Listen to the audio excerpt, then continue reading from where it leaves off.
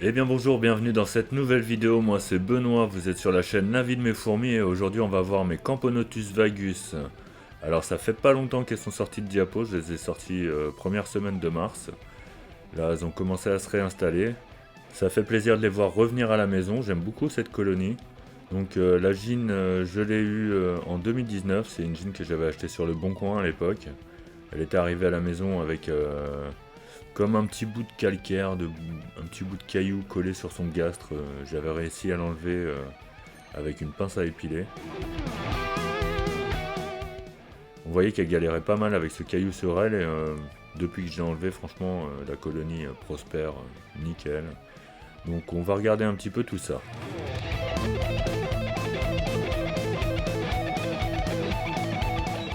Pour ceux qui sont habitués à la chaîne et qui ont l'œil affûté, vous aurez remarqué que j'ai changé l'aire de chasse.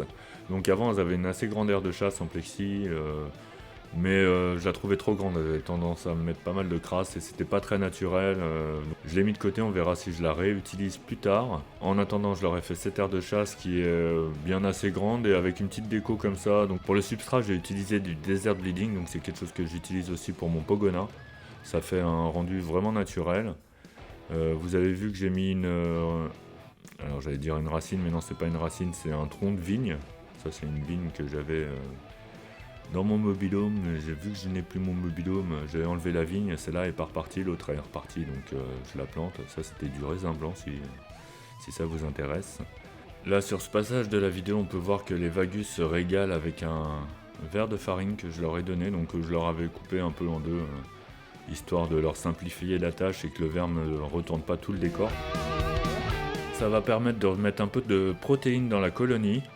Et en ce moment, ce qui est sympa, bon c'est un peu embêtant pour nous, mais j'habite au 4e étage et là, dès qu'on ouvre les fenêtres, il y a des mouches qui rentrent. Donc moi je prends la tapette à mouches et ping ping ping, festin pour les fourmis, c'est top. Et ça coûte pas cher du tout. Écoutez, Nîmes va nous faire un super solo là.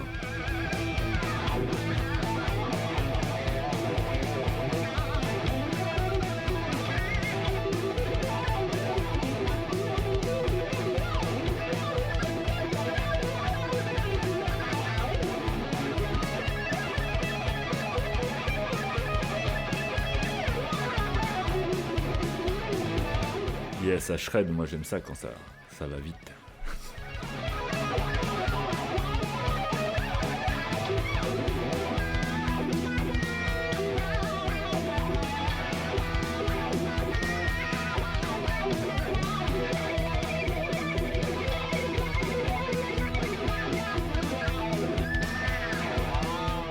Les vagus vont bientôt réussir à emmener le verre à l'intérieur du nid. J'espère qu'elles vont pas trop me mettre de substrat dans le nid. Bon, ça, c'est un des risques quand on met du substrat. C'est pour ça que toutes ces années, j'en ai pas forcément mis. Surtout mes sœurs Barbarus et tout. Pour l'instant, ça va. J'ai l'impression qu'elles trimballent pas trop dans le nid. Même elles, là, bon, elles, ça fait moins longtemps. Ça fait que 15 jours qu'elles ont cette aire de chasse, donc on verra. Là, déjà, j'ai remarqué qu'elles avaient déjà bien creusé. Elles ont dû se faire des petites galeries. On va les voir sur les images, rentrer, sortir avec des petits cailloux et tout. Mais ça, c'est un tout petit peu plus tard dans la vidéo, donc soyez patients. Là, sur la droite, on peut voir une trophalaxie, donc l'échange de nourriture, de liquide sucré. Enfin, l'échange de nourriture en général. C'est un truc qu'on peut voir souvent chez les Camponotus, elles sont pas avares de trophalaxie. Des fois, elles peuvent même se mettre à 2, 3. J'ai déjà vu 4 ouvrières donner à la gine en même temps en trophalaxie. Bien sûr, c'est pas un moment que j'ai réussi à filmer. Alors là, on est sur le moment dont je vous parlais où on voit les fourmis rentrer et sortir des galeries avec des grains de terre. Alors, elle les pose aléatoirement, elle les pose pas au même endroit. J'ai essayé de filmer un peu ça, mais c'était pas forcément trop intéressant. Ils vont les mettre derrière la vigne.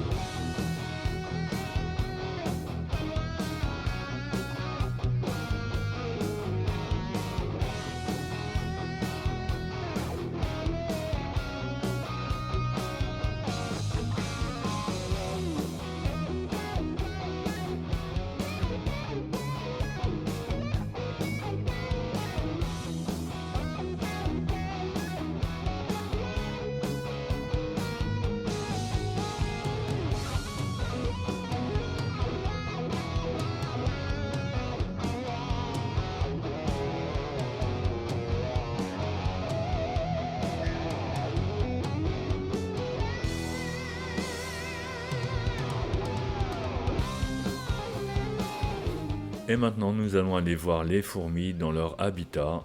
Sur le bas, nous pouvons apercevoir la gine qui vient bien se montrer. Alors c'est sympa d'avoir une colonie où on voit la gine.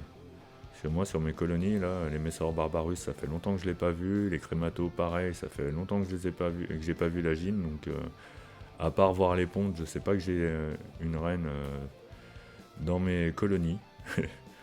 Là, au moins, je sais que la reine est là et qu'elle est en pleine forme. Si jamais vous n'avez pas vu la fabrication de ce nid, je l'avais fait en vidéo, donc je vous mets une petite fiche en haut. Donc, n'hésitez pas à aller la voir à l'occasion. Franchement, pas dur à faire et plutôt efficace.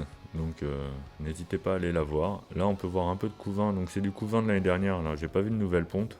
C'est du couvain qui a passé la diapose avec elle. De toute façon, je m'inquiète pas trop pour elle parce que j'ai remarqué que elle marchait beaucoup par génération. Donc, je pense qu'une fois que le couvain aura atteint le stade de cocon, la gine va se remettre à pondre. Peut-être qu'elle fera avant, mais en général, c'est ça. Elle attend que ça arrive en stade de cocon, j'ai des nouveaux œufs et qui refont une nouvelle génération, ainsi de suite. Elles me font ça depuis 2019, donc pourquoi ça changerait, hein.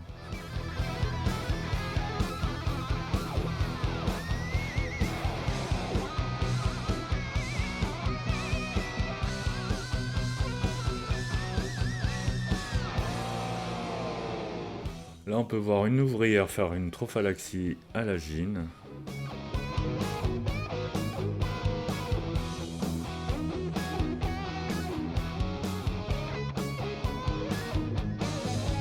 Ce que j'aime bien dans cette colonie, c'est qu'elles sont assez nerveuses. Vous voyez, là, ça gigote tout le temps dans le nid. C'est pas la lumière, hein, elles sont tout le temps éclairées comme ça. Je laisse l'éclairage dessus la journée. J'ai mis un système d'éclairage en fait qui varie selon la période de l'année. En fait, c'est par rapport au lever du jour, au coucher du soleil. Donc, ça suit tout ça et ça permet qu'elle s'adapte. Le chauffage est branché dessus. Enfin, le chauffage pour les Camponotus cruentatus, hein, il y a quasiment que elles qui sont chauffées. Elles, les vagus, je les chauffe pas. Ça va. Si, pareil que les Messoror, hein, si elles étaient chauffées, elles évolueraient plus, mais comme ça me va. Je profite de cette fin de vidéo pour vous rappeler que j'ai lancé un concours direction les 2000 abonnés, donc n'hésitez pas à y participer. Je mets pareil en fiche en haut.